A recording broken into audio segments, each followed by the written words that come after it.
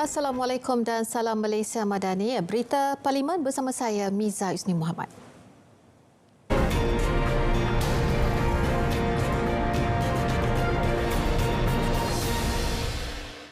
Ahli Parlimen Bukit Gantang hari ini menyatakan sokongan kepada kepimpinan Perdana Menteri dan Kerajaan Madani. Datuk Syed Abu Husin Hafiz Syed Abdul Fasal menjadi wakil pembangkang kelima berbuat demikian selepas wakil jeli Zahari Kecik, Muhammad Azizi Abu Naim Gomusang, wakil Kuala Kangsar, Datuk Iskandar Zulkarnain Abdul Khalid dan Datuk Dr. Suhaili Abdul Rahman Labuan. Datuk Syed Abu Husin menyatakan demikian selepas mengemukakan soalan tambahan kepada Perdana Menteri berhubung kesediaan menyambut ahli-ahli Parlimen yang mempunyai pengalaman, kepakaran dan kebolehan untuk membantu membangunkan rakyat sekaligus ekonomi negara. Saya sendiri bersedia untuk memberi dan membantu kerajaan mewujudkan masyarakat madani menangani kenaikan harga barang dan kos sara hidup dengan mengambil ibrah Nabi Yusuf alaihissalam. Okey. Dengan ini, Bukit Gantang mengisytiharkan menyokong Yang Amat Berhormat Tambun sebagai Perdana Menteri Malaysia ke-10. 5151. Dan gagasan kerajaan madani. Belum soalan lagi. Menjawab persoalan dibangkit Wakil Bukit Gantang, Perdana Menteri berkata Kerajaan Perpaduan sentiasa terbuka bekerjasama dengan pembangkang demi memacu ekonomi negara lebih berkesan serta menangani kos sara hidup rakyat dan sokongan boleh dibuat tidak semestinya tanpa perlu menyertai blok kerajaan. Soalannya tentang kesediaan saya untuk menerima kerjasama walaupun tidak semestinya menyertai macam Bukit Gantang, saya ucap terima kasih kerana bagi sokongan terbuka.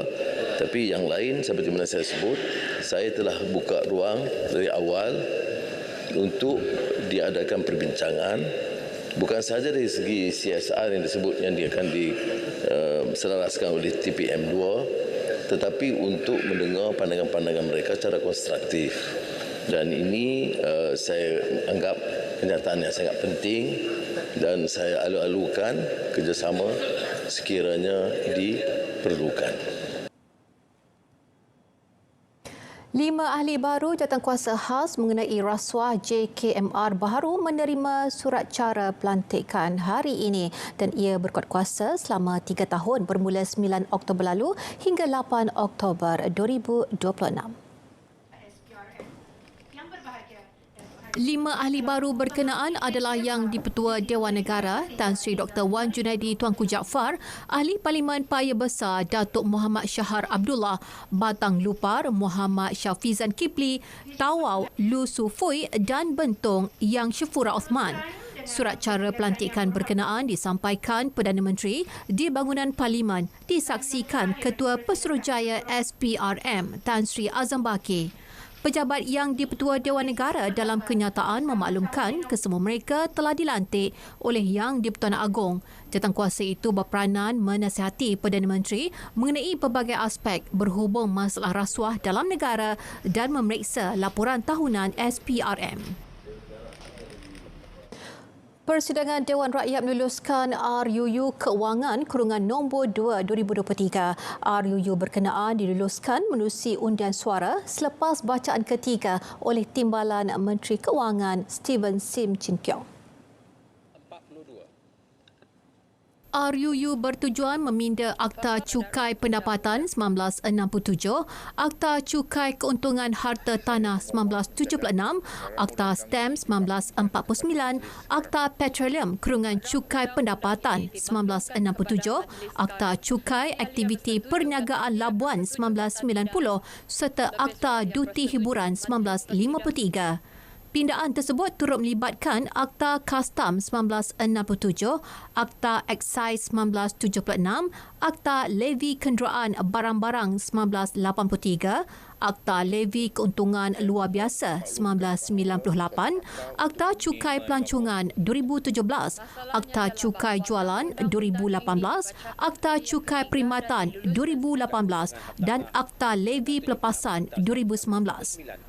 Pindaan tersebut adalah bagi menguatkuasakan langkah-langkah cukai yang telah diumumkan dalam Belanjawan 2024 termasuk cukai keuntungan modal bagi pelepasan saham tidak tersenarai, cukai minimum global dan invoice elektronik.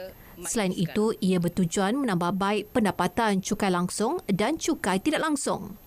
Sementara itu, Dewan Rakyat turut meluluskan RUU Syarikat Kurungan Pindaan 2023. Kelulusan dibuat menerusi undian suara selepas bacaan ketiga oleh Timbalan Menteri Perdagangan Dalam Negeri dan Kos Sara Hidup Fuziah Saleh. Peraturan Mesyuarat 62. Sebelum itu, RUU Kawalan Produk Merokok Demi Kesihatan Awam 2023 dibentang semula bagi bacaan kali pertama. Ia bagi menggugurkan peruntukan berkaitan larangan penjualan produk tembakau dan rokok serta larangan merokok bagi orang yang lahir pada 1 Januari 2007 dan seterusnya. Menteri Kesihatan Dr. Zaliha Mustafa ketika membentangkan rang undang-undang itu berkata, bacaan kali kedua akan dibuat esok.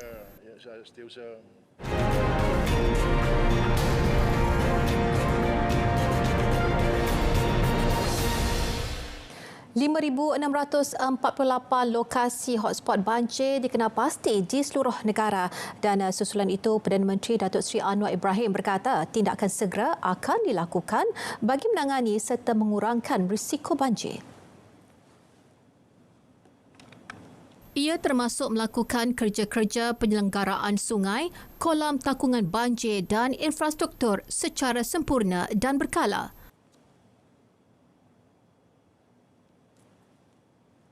Langkah yang dilaksanakan segera ialah pusat pemindahan sementara, iaitu mengaktifkan 8,481. Ini Tan Sri Yang Dipertua ialah untuk mengelakkan kelang kabut keadaan bila banjir berlaku. Jadi persiapan dimulakan sekarang walaupun kawasan-kawasan itu belum terkena ataupun melibatkan kesan yang parah.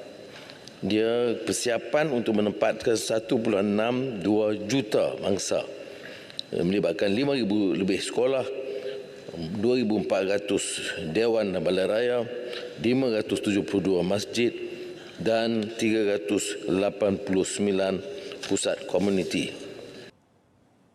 Ke arah itu juga, program pengurusan risiko bencana berasaskan komuniti akan turut dilaksana. Ia bagi memastikan keselamatan penduduk terjejas dan meminimumkan kehilangan harta benda. Pusat Pemindahan Kekal Bencana bakal diwujudkan segera dengan projek rintis dimulakan di 9 negeri dan ia membabitkan kos siling RM5 juta bagi setiap pusat selain bakal menjadi tempat kemudahan perlindungan penduduk terjejas yang lebih baik berbanding PPS. Kalau kita hadapi banjir itu setiap tahun, tidak mensabah dijadikan hanya PPS. Sebab itu kerajaan telah memutuskan untuk menubuhkan segera pusat pemindahan bencana ini. Di pusat ini boleh mungkin gunakan apa-apa kegiatan komuniti sementara tetapi di-reserve dengan satu persiapan supaya tidak jadi PPS. Jadi kemudahan itu akan jauh lebih baik. Berhubung peruntukan kepada Wakil Rakyat Pembangkang, Perdana Menteri sekali lagi menegaskan beliau tidak pernah menghalang pemberian peruntukan itu dan selain turut menafikan dakwaan kononnya syarat ketat dikenakan kepada mereka yang memohon peruntukan. Sekaligus menepis andaian bahawa wakil rakyat perlu memberi sokongan kepada beliau untuk tujuan itu. Tegas Datuk Seri Anwar Ibrahim, beliau mahu peraturan dihormati dengan rundingan peruntukan perlu dilakukan bersama Timbalan Perdana Menteri Datuk Seri Fadilah Yusof.